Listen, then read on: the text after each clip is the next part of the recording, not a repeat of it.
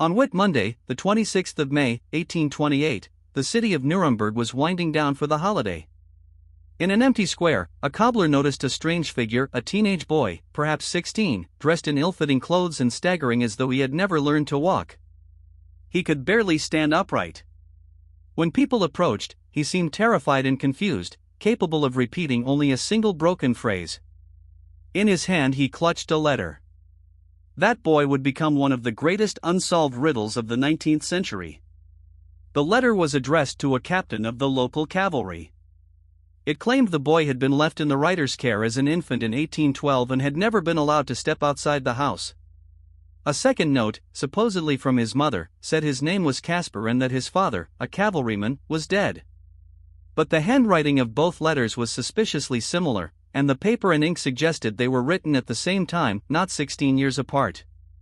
From the very first moment, the story did not add up. The boy could write only 2 words, his name, Kaspar Hauser.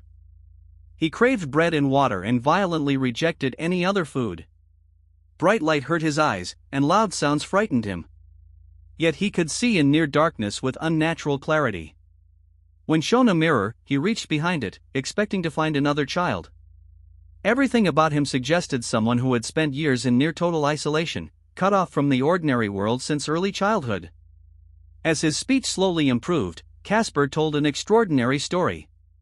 He said he had spent his entire life confined to a tiny, dark cell, no more than a couple of meters long.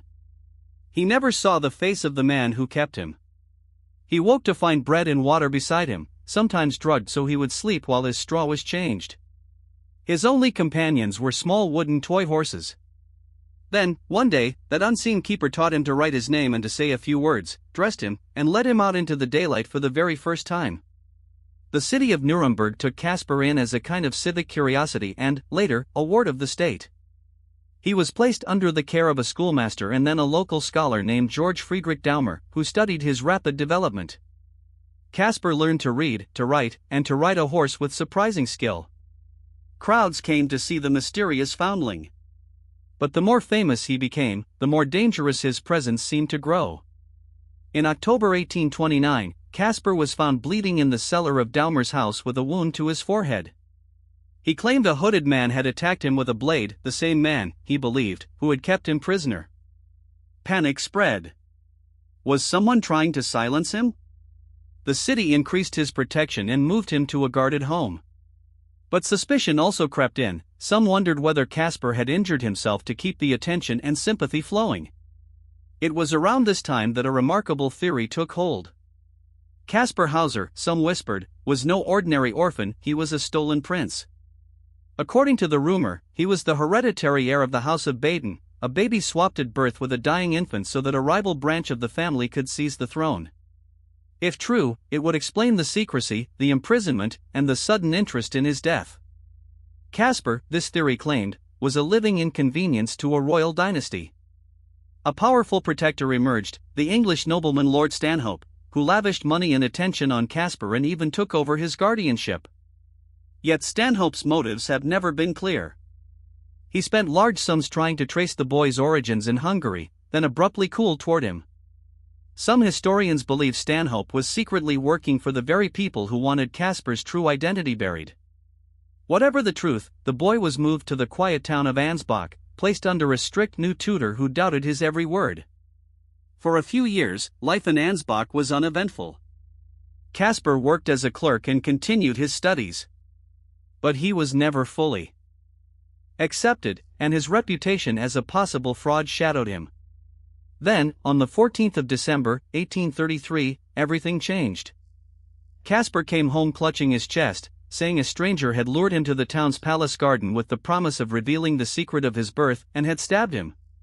He led searchers to the spot, where a small purse was found containing a mirror-written note.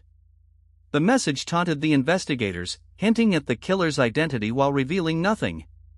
But the deep wound had pierced Kaspar's liver.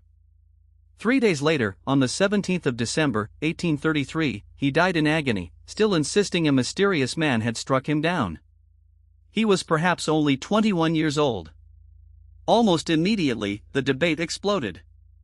Had Kaspar been assassinated to protect a royal secret? Or had he stabbed himself too deeply in a desperate bid for sympathy, never intending to die? The strange note left in the garden could support either theory, a killer's arrogance, or a doomed boy's staged clue. No attacker was ever found. No confession ever came. The truth was buried with him beneath a simple headstone that called him a riddle of his time. In modern times, science tried to settle it.